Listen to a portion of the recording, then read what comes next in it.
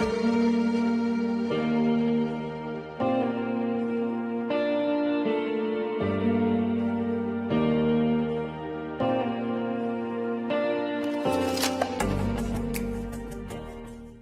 y a continuación tenemos a la doctora Clara Saldarriaga.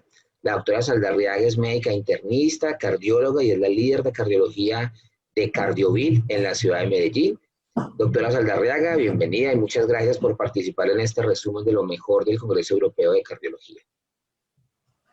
Muchas gracias, Gilberto, y muchas gracias a todas las personas que en el día de hoy nos escuchan.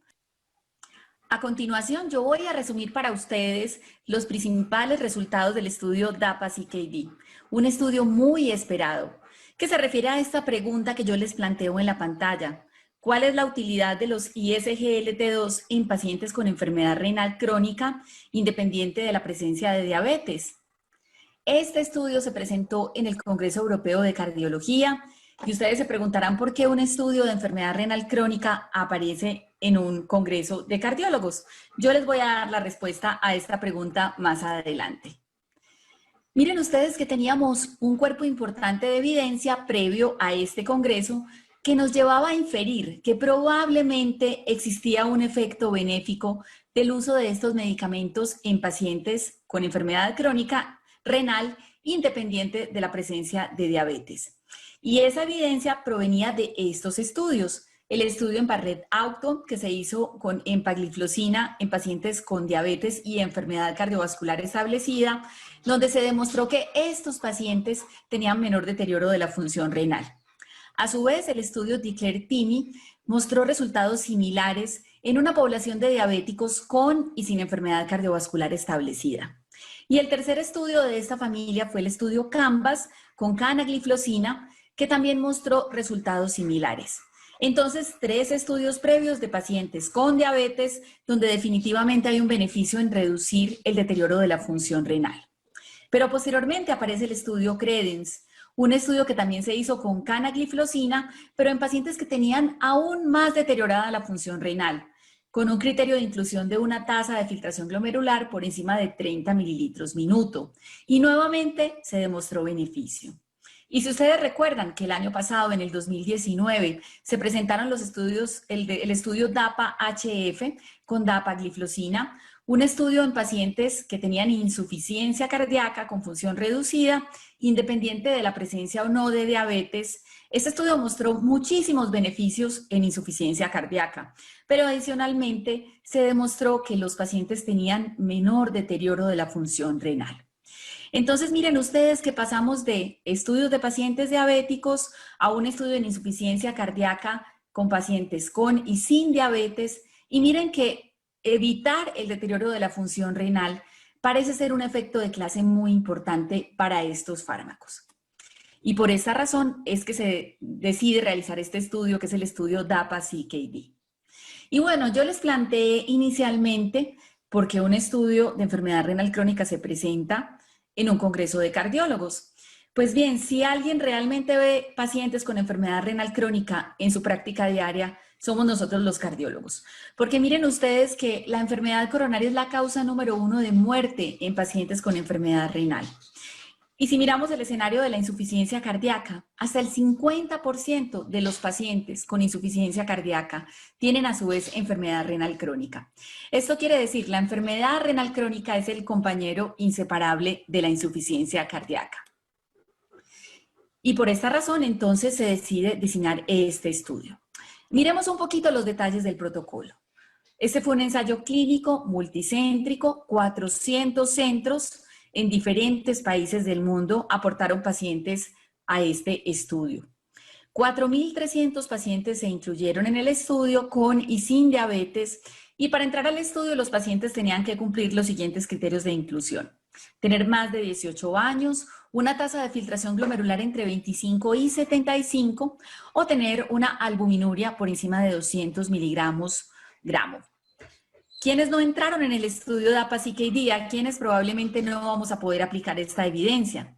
Los pacientes que tenían enfermedad renal poliquística, nefritis lúpica, vasculitis asociada a ANCAS y pacientes diabéticos tipo 1. Esta fue la intervención. Los pacientes se asignaron a recibir 10 miligramos de dapagliflozina versus placebo. El seguimiento promedio del estudio fue 45 meses.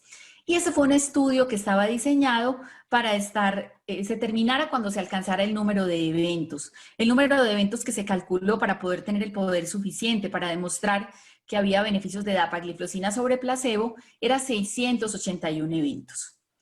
Miremos entonces cuál fue el desenlace primario del estudio.